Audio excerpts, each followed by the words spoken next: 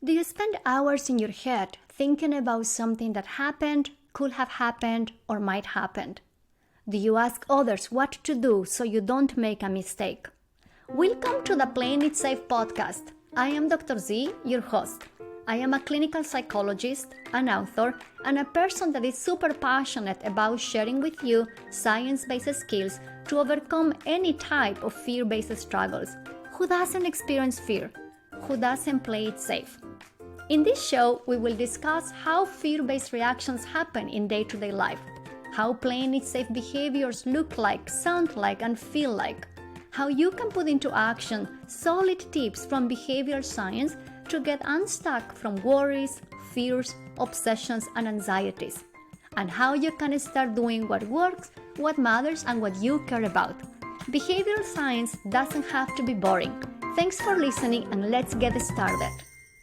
When was the last time that you had an aha moment in which you clearly saw your next steps? Do you remember how it is to be in the midst of a difficult situation and then have clarity of what you need to do? Hi guys, this is Dr. Z. For those of you who are listening to the podcast for the first time, thank you so much for listening, and I hope you find this episode helpful. If you pay attention to your experiences, you may notice those aha moments in which your choices are clear. Moments in which you can clearly see what you are longing or the changes you need to make in your life. Without that awareness, it's easy to play it safe. It's easy to live automatically and continue to respond to all those anxieties, fears, and worries in the same way you have been doing it for years. One way to build that awareness is to the practice of mindfulness. In today's episode, I share with you a conversation I had with Dr. Seth Gillihan. Seth and I discuss how you can nourish your mindfulness practice. In a world that moves so fast, and there are hundreds of mindfulness apps, books on mindfulness, and mindfulness teachers, believe it or not, it's easy to develop misconceptions about the practice of mindfulness, or thinking of mindfulness as a quick fix. But how can you really cultivate your mindfulness practice in your day-to-day life? So Seth and I discussed those misconceptions, and in particular, we dive into different ways for you to nourish and cultivate your mindfulness practice in your day-to-day life.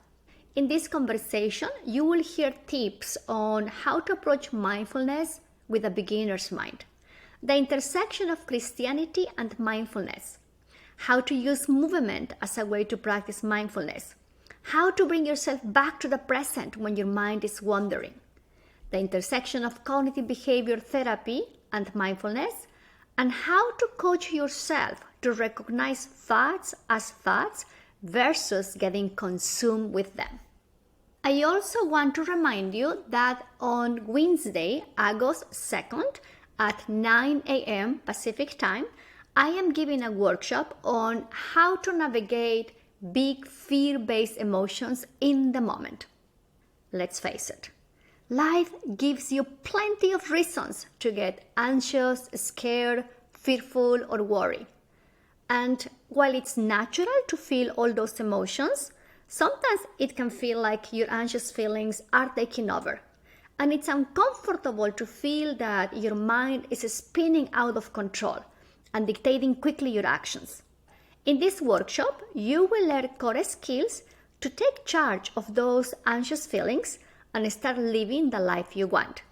You will learn how to coach yourself when feeling any of those fear-based emotions, bring yourself back to the present, and how to set a daily practice to make room for those anxious feelings.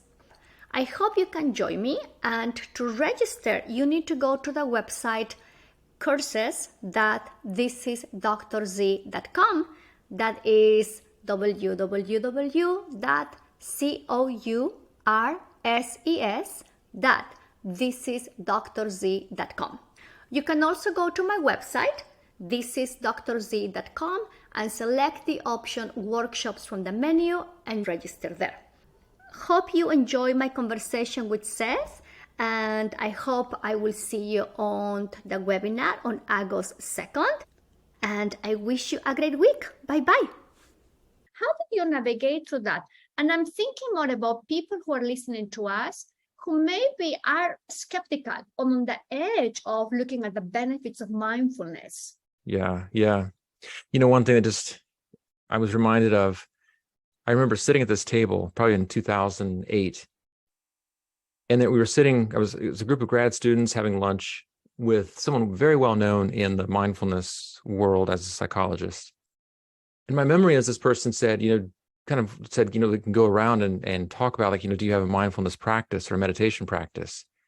And that was one of the things that really creeped me out. It had this feeling of we have to show yes, I practice meditation. I do 15 minutes a morning. It felt very performative in a way that seemed wait, is this what mindfulness is about?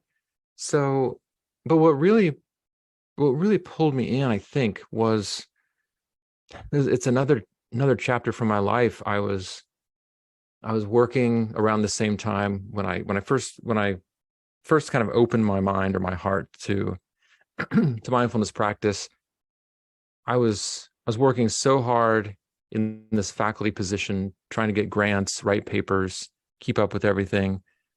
So that meant, working every night, every weekend. If I took off, a day during a weekend, I'd feel bad about it. This kind of junior faculty syndrome. So one night I was sitting there working on a grant, and a dear friend of mine, Arya Campbell Dinesh, sent me a song. It happened to be a song by Mumford & Sons from their first album, their enormously popular debut album. And so, I was like, okay, here's a song. I wasn't feeling anything in particular at the time when I listened to it, before I listened to it, but when I put it on, the words, it was Awake My Soul. That was the name of the song. You can sort of imagine the message. And it hit me so hard because I had this feeling like I wasn't awake, like I wasn't alive. Like there was a deeper part of me that I didn't have words for this at the time. I just felt grief, and I was sobbing. I was like from my gut, just crying and had this deep sense of longing of that. Yes, there's something here that I've been neglecting, or I turned away from, probably when I left the religion I was brought up with. I also left behind any openness to spirituality, or by which I just mean to the deepest aspects of our experience, not something beyond this life, but something deeply in this life. So that, I think, was, there were these, I describe this in my book, this kind of call, this call that I kept being drawn to something more, this kind of this beckoning. And I think that was a big part of what opened me up to that idea that what I'm ignoring something here. And there's an aspect of experience that's beyond mind and beyond body, and it doesn't have to be your conservative Christian upbringing. That was a particular expression. That was someone's best attempt at connecting with the divine, and it doesn't have to be like that at all. So then just having some experiences of my own, I think, in meditation and mindfulness, and realizing, reading this book that I mentioned and other books, and realizing wow, I have been, it feels like sleepwalking through my life. And that kind of waking up experience. I mean, Sam Harris has a well-known book, best-selling book on mindfulness called Waking Up. Yeah. That was my experience. It's I've been half asleep, and I could have kept sleepwalking, but now I'm awake, and I see my family, and I see the things I've taken for granted, and I see all the, the 99% of my life that I've been walking past blindly because I've been focused narrowly on the 1% that I imagine is not exactly the way I want it to be. And that was really the turning point for me, just realizing that there was a lot that I was missing. Wow, Seth, what a sweet, sweet memory, what a sweet experience. And it makes me think how many times in life we have this micro moments in which we are really, really open to what is in front of us, in some way we realize the pain that we're going through, how much we're missing in life. But it's incredible because it's not by thinking and thinking, right? No. It has nothing to do with that, right? Just really, it's such a sweet memory as you describe. And it reminds me also, when I was learning ACT, actually, I was skeptical of ACT because like I didn't buy into this whole thing of mindfulness or watching your mind. And it was only my third or fourth workshop when I, in some way, I remember telling myself, okay, Patricia, just see what happens without trying to understand it with your head. I have to coach myself in that way to be able to just sit more with the experience and the pain that I was going through. Hundreds of times, we try to understand everything by thinking and reasoning and logic. Yeah. But there are other experiences that really hit us, and just suddenly we feel a different sense of what we're missing, what we're longing, what we need to do differently. Right. I just want to add too, because you asked about other people's, other people who may be skeptical or hesitant. Mm-hmm. If we can just let go of as many concepts as possible about like, well, this is what mindfulness is.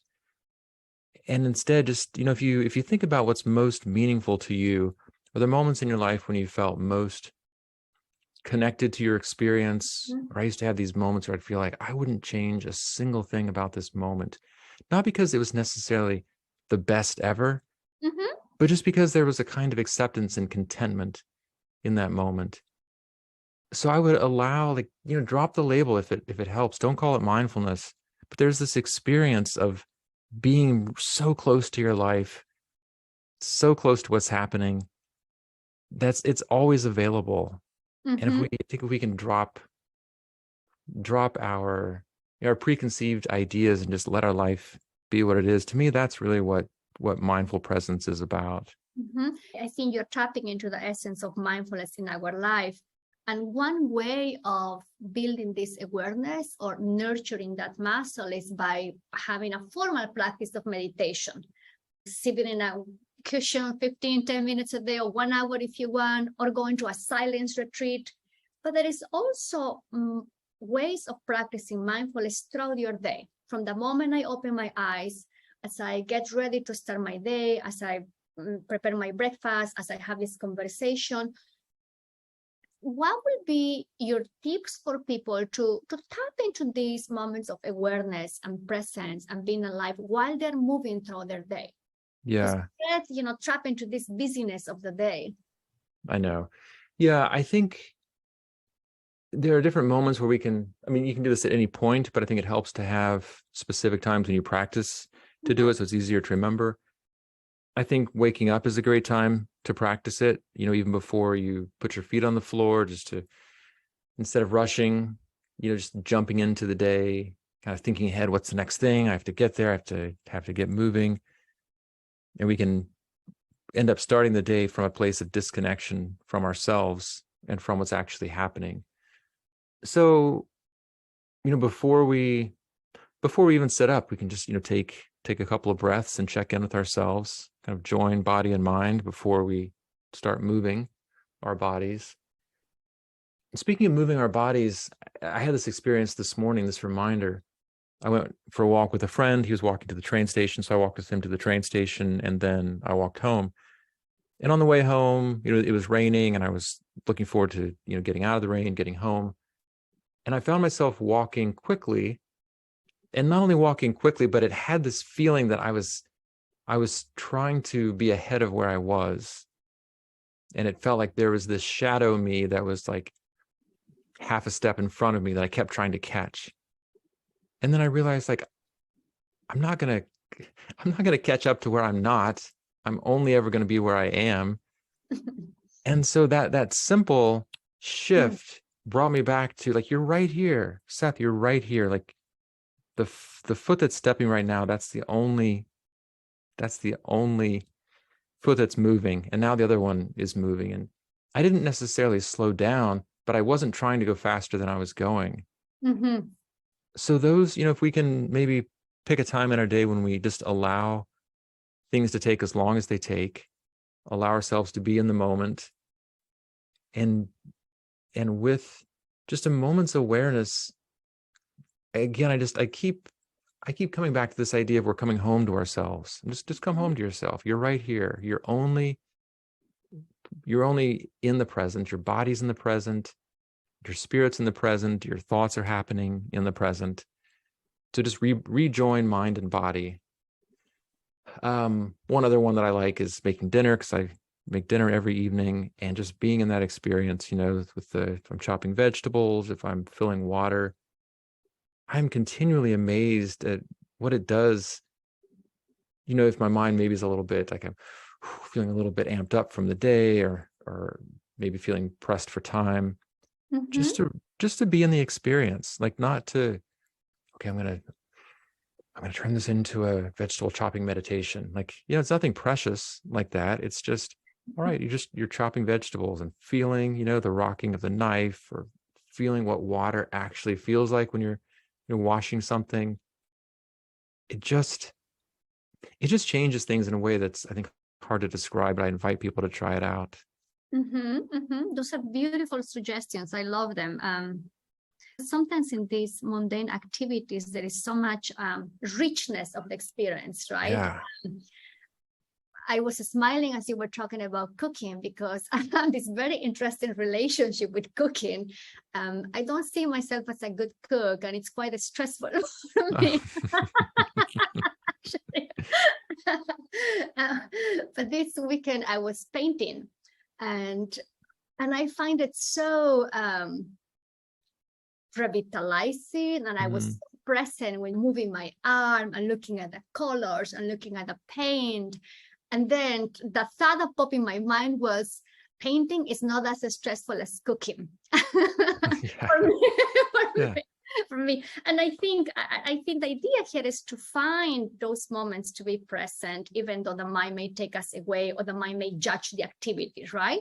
Like for me, if I'm cooking, my mind will be very, very judgmental about what am I doing, and I will quickly start anticipating how bad it's going to taste. So along those lines, for people listening to us, if they are practicing these tips as they are cooking or doing the dishes, or they are getting ready to drive, or they are waking up, but their mind is going into judgmental mode. They're judging what they are doing, or the mind is quickly going into this mental to-do list about all the things they have to do. What would you encourage them to try so they can bring themselves back to the present? Well, a couple things. I think, one is just coming back to the present, like just being close enough to our experience that some of those thoughts drop away. I remember my tennis coach in high school didn't frame it as mindfulness, but I had a lot of nerves playing, and it would really get in my head, and it would throw off my game. And he told me that anxiety is a failure to focus. And he said, if I'm just focusing on this shot, then I don't have the attention to be thinking like, okay, if I make this shot, then I'm set up for this one, and then I'm up a break point, and if I break him and hold, then I win the, like all this mental stuff. So just come back. It's so like really connected with exactly this moment. Some of those things drop away, but for this, I think is one of the places where CBT, cognitive behavioral therapy, and mindfulness intersect. Because with the those judgments, like with your cooking, what occurs to me is those are predictions about the future, about what's going to happen, how the dish is going to turn out, and they might be true, they might not be, but they're not real. They're not. There's no substance to them. They're just a prediction that the mind is making. But what we call food, unless you try my food. There may be good evidence for them. But I'll bring a beginner's mind to the table, and we'll see what it's like this time.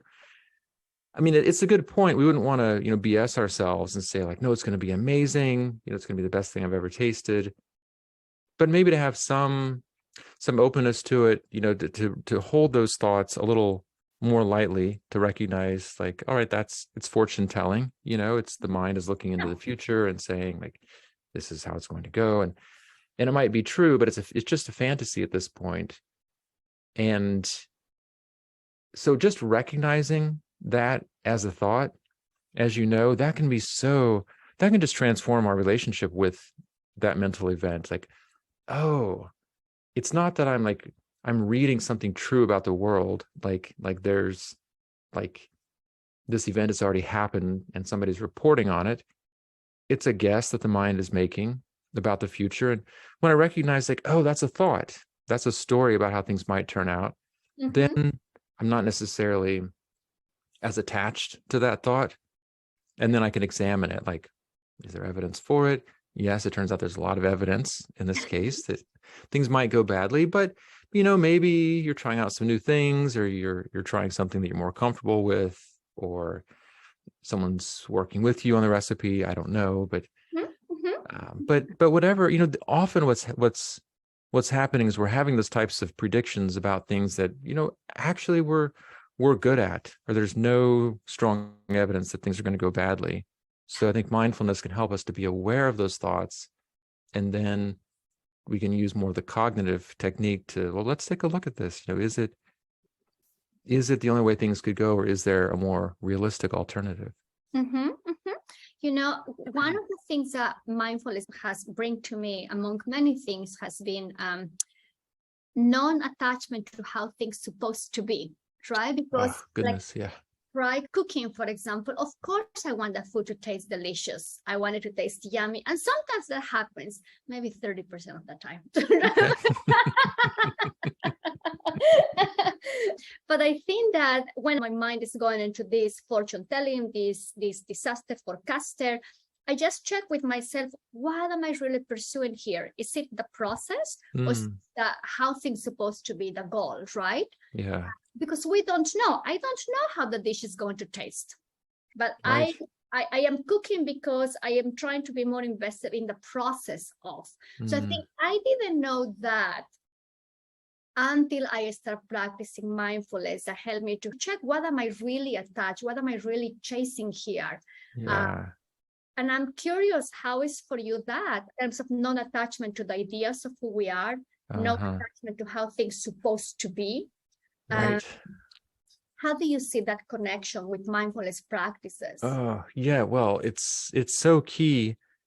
And that's a big area for me that I'm still growing in, because it's so easy for me to get attached to how I want things to go, how I expect them to go, attachment to my routines, my schedules. That's not, this is how things are supposed to go today. Like our second grader is homesick today, which was, not supposed to happen. Yeah, thank you. She's okay. It was sort of borderline, like, you could stay home, but maybe you could go see how things are. But it takes it's the same thing happened on Tuesday, so 2 days ago. And then yesterday she was in school. And then today I was kind of like, I work from home, so it can be challenging to have a kid, to sort of be responsible for, while trying to get work done. So Tuesday was a real challenge. Today was a bit better. So I think these things, they take practice, and it's so easy for me to be attached to even with things like a game that I'm watching, like a baseball game.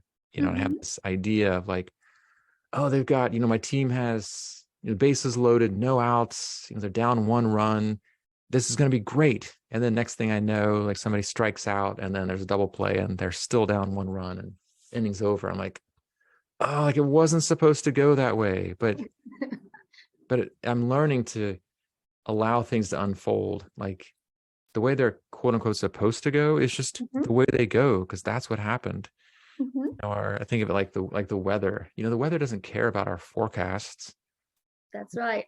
The weather is just the weather. So it's like that with life too, only I guess maybe even less predictable than the weather. But it's hard sometimes, right? I think so hard. Like you, that's something I have to pay attention to almost every single day, right? What am I really getting attached to? And on that sense, you have been blending mindfulness and cognitive behavior skills for hundreds of years, not hundreds of years, for a couple of years.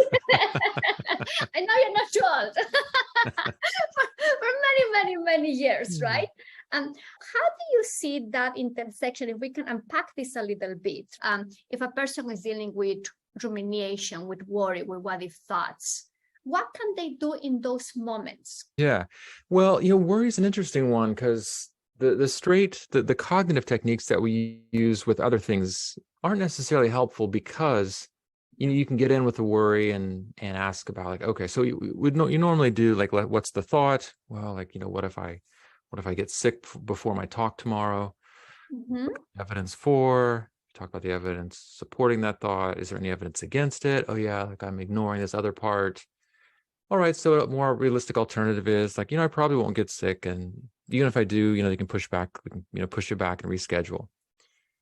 But what if I'm sick? Right? The worry just comes back with that what if, because we don't know. And we can just feed into that worry cycle if we really get in there and start taking these thoughts seriously and trying to talk ourselves out of them. So if it is something like maybe if a person is depressed, I think that's an area where thoughts can be super helpful. Like if someone is thinking like, I shouldn't even go to this party because I'm not going to have any fun and nobody's going to talk to me. Well, I mean, that's a specific prediction about a maybe it's an event that the person would actually enjoy and would find some connection and could actually give them a little mood boost and could be part of helping to relieve their depression if they do those types of things consistently. So there, if it's not, the constant worries, those more focal types of things, it can be helpful really to get into those thoughts. With worry, it's more about our relationship to the worry and maybe questioning these implicit beliefs we have about like, I should worry. It's a good thing to worry. It's dangerous not to worry. I'm going to get blindsided or I'm going to allow bad things to happen. If I'm not constantly worrying about keeping the plane up, then the plane is going to be more likely to crash, which we know consciously doesn't make sense, but on a gut level, we might worry to kind of keep the plane up. I'm going to worry about my sports team to make sure they win. So this is on my mind a lot these days as we're recording this. The World Cup is going on, and it's happening. there's so much superstition around sports. So with mindfulness, I think noticing when we're caught up in worry is really helpful. Like, oh, there goes my mind again, I'm worrying. And rather than fighting the thoughts like, no, I'm not going to get sick, or let me think of all the reasons why things are going to go well, again, that can just contribute to more of that mental activity, that overactive mental process. So if we can recognize that we don't have to get wrapped up in those thoughts, we can just sort of let them be there and get more involved in things that we actually care about, like where we want to invest our energy and our attention. And then it can be really helpful to do the opposite of worrying, which is to open to like, yeah, maybe I will get sick.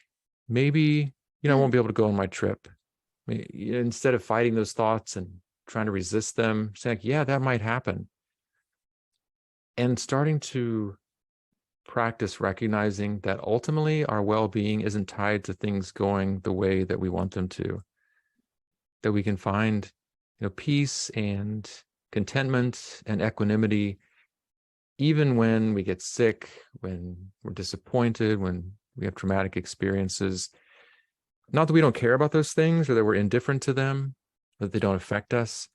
But again, I think when we're connected to that deeper part of ourselves, there's an aspect within us that's not touched by those measures of loss and gain and good and bad, and can just witness all of it.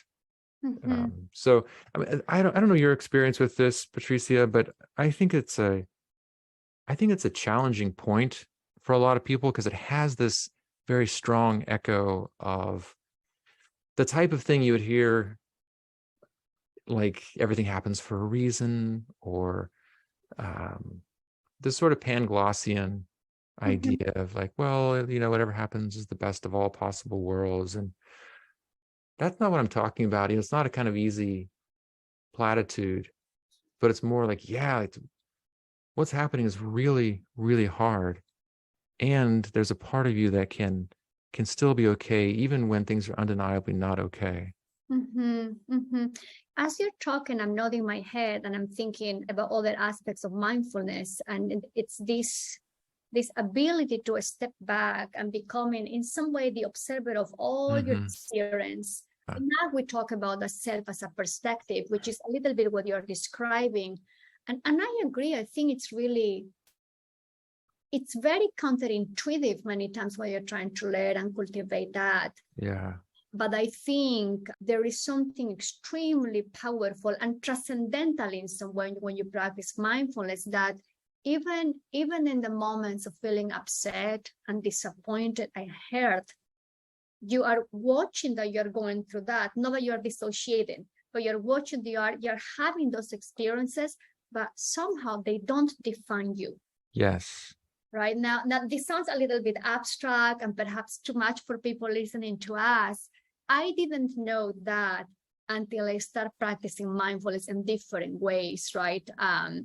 So I think that's what you're tapping a little bit, and perhaps that's what you call coming back home. Yeah, I remember I had an experience like this morning, this kind of like during a guided meditation, and it reminded me of an exactly parallel experience when I was in high school. And I was with my brother, and we were walking in the woods, and it was cold, and I didn't have a jacket. And he said something about like see what it's like to like just let yourself be cold, like to not fight it. I was like, oh, that's interesting. So like instead of like, kind of like tensing my body and hiking my shoulders up, I was like, all right, I'm just gonna feel what it's like to be cold. It's like, wow, like it was still cold, but I wasn't suffering. And that was the experience I had in meditation this morning when the guide said, allow like rather than calling your experience good or bad, just notice it all as experience. Yeah. And I had a hoodie there that I was about to put on because I was a little chilly. And I was like, well, let me just feel being chilly. I was like, oh, like it's actually just kind of interesting, and it didn't feel bad. It was just like, oh, like it's a certain feeling in the body. And so I think it's so interesting because my brother, I don't think even framed it to himself as like, this is a practice in mindfulness, but it's commonly used in mindfulness, but we don't have to call it that or anything. It's just like, oh yeah, just stop fighting your experience and be in it. And yeah, it's a little easier. Yeah. It's incredible, right? I'm thinking about the difference between pain and suffering. If I'm cold, that's already painful. But if I start judging this experience, I shouldn't be feeling this way. What's happening with the weather? I hate this. That is going to add a suffering, right? Because then I'm trapped on my mind. Yes. I love what you're saying, that we don't have to have a label, but just openness to what is in front of us and curiosity to see what could it be, right? Yes. It said, if it's okay, I am looking to your recent book, and there is this chapter that really speaks to my heart. It's called Connect with Yourself. And, Yeah. what's the story behind it? If you feel comfortable sharing that. Of course, I mean, it's in the book, so the cat's out of the bag. Yeah. Well, I got sick.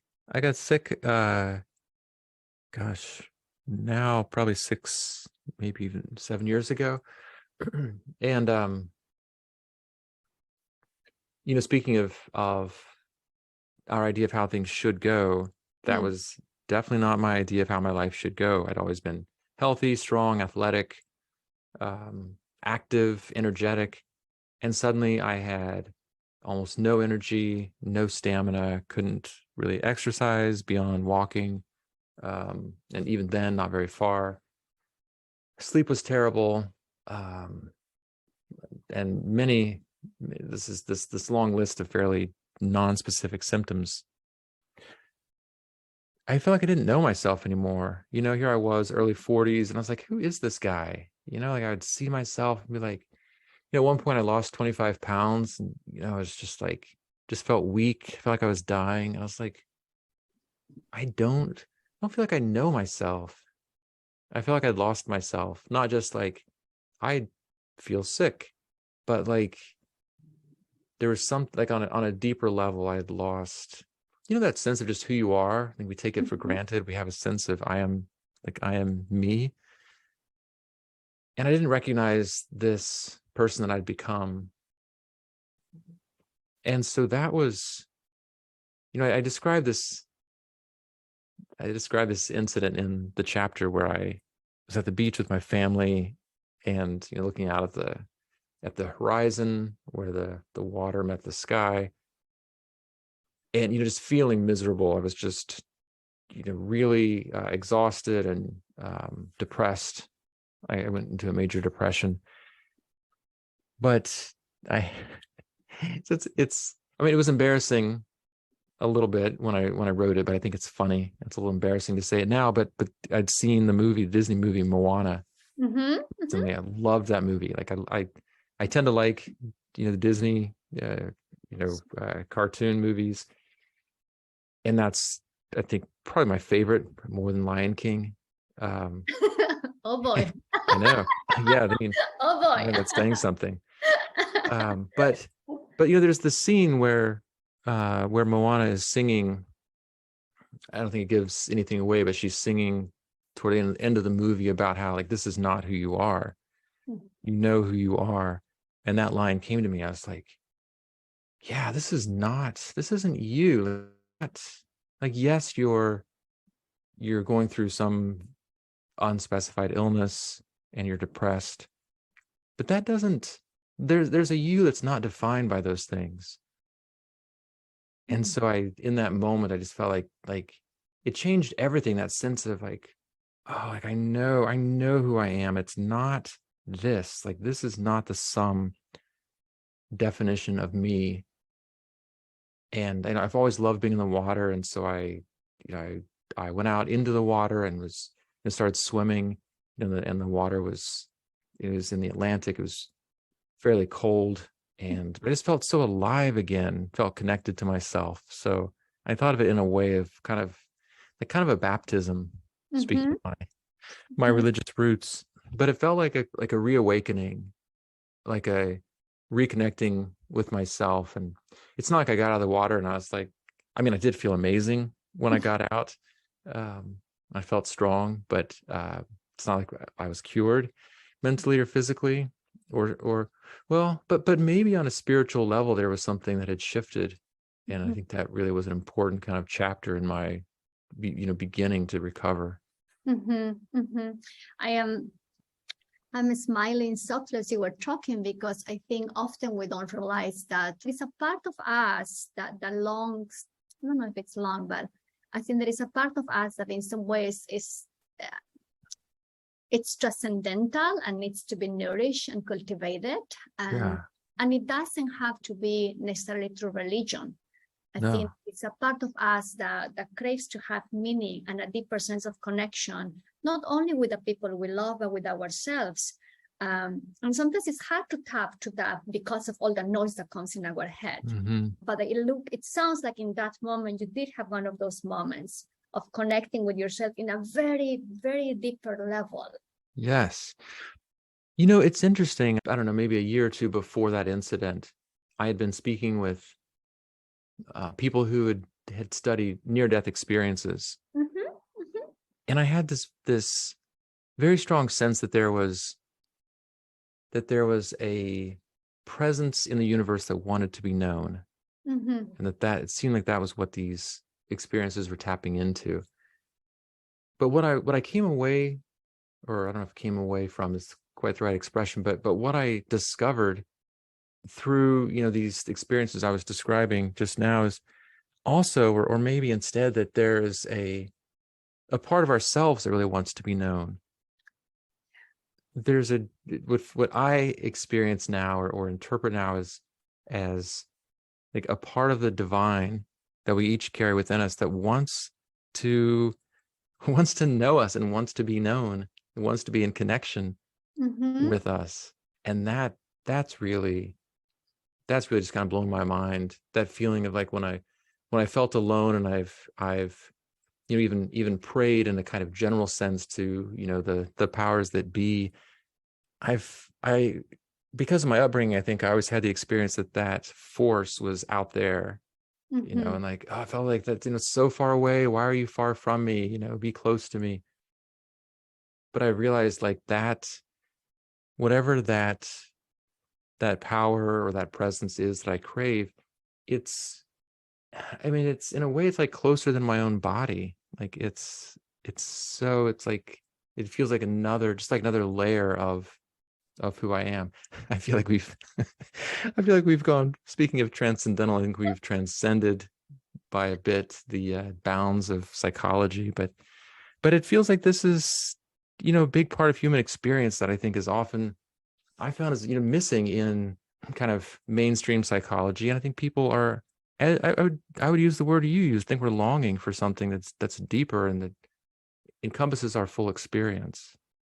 I am nodding my head because I do think that, unfortunately, especially in the area of evidence-based practices, somehow we think of human beings as the way that we think, the way that we feel, the way that we sense, but we have forgotten of this other large area of our life, right? That, yeah, it's there, exists within us.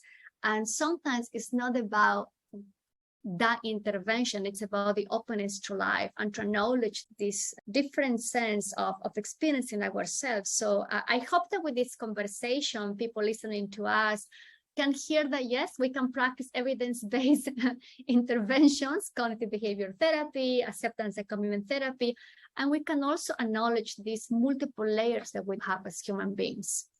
Yeah, because I feel like we end up becoming non-evidence based if we're ignoring all the evidence that people have for, not for God, that I'm not trying to argue the empirical case for God, but just as a phenomenological experience, it's a part of, it's something that William James, the experimental father of psychology, studied and wrote about extensively in like varieties of religious experience. And I think we've gotten squeamish about it because we have physics envy. We want to, appear to be so objective and scientific, but in a way that I think becomes, unfortunately, kind of less human.